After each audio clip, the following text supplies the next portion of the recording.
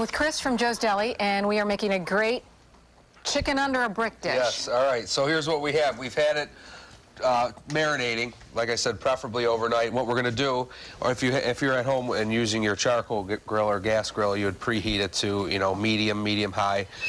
In this case, we're going to use a grill pan, which is just as good, or a cast iron skillet would work great too. What we're going to do is go skin side down in our hot pan. And so you just take everything that you marinated with. And it's basically now face down. Now what we're going to do is keep this on pretty high heat because we want to get it really nice and crispy.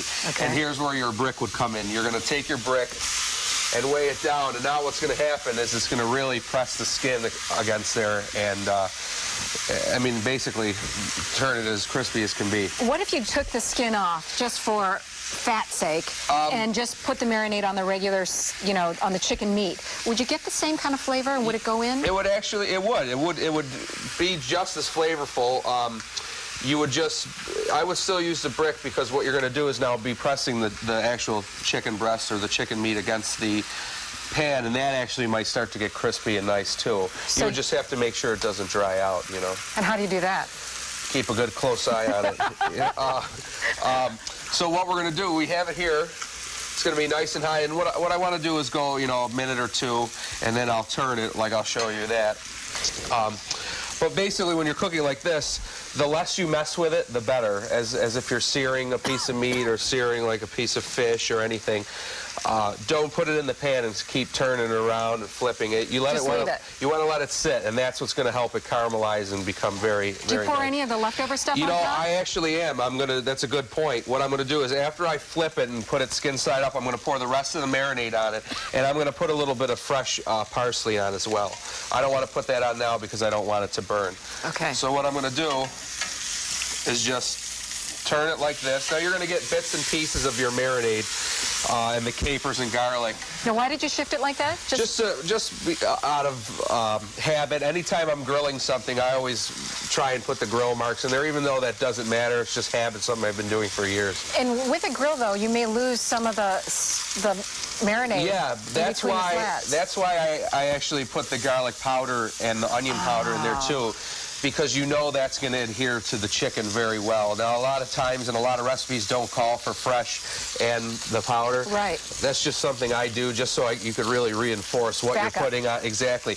And what another good point is if you do make your marinade on the side and then pour it over the chicken, what I like to do with anything that's like marinated, or I reserve a little of the marinade that hasn't touched any of the chicken or whatever meat you're marinating, and I'll use that as like a sauce at the end. You reinforce what you've put on it. Sometimes if you don't especially if you don't marinate overnight, that way you have it on the side and people can dip into it. Or I love the fact that you did it right on the chicken. It saves me a dish and time. Absolutely.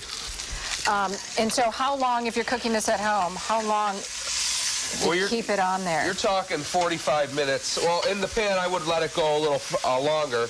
But what we're going to do is finish it in the oven. Okay. Maybe even a half an hour. I mean, you're looking for a temperature of 165 degrees. So you were talking about, you actually make this at Joe's Deli. Yeah, well, what we do is for catering.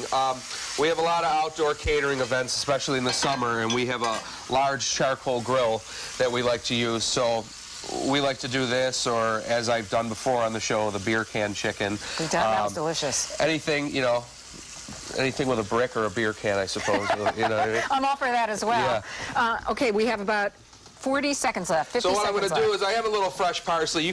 I'm just putting that on just for flavor. But what we're going to do is get it into the oven, the top oven we have in here. So we're going to put it in there. And I would say maybe set your timer for about a half an hour. Okay.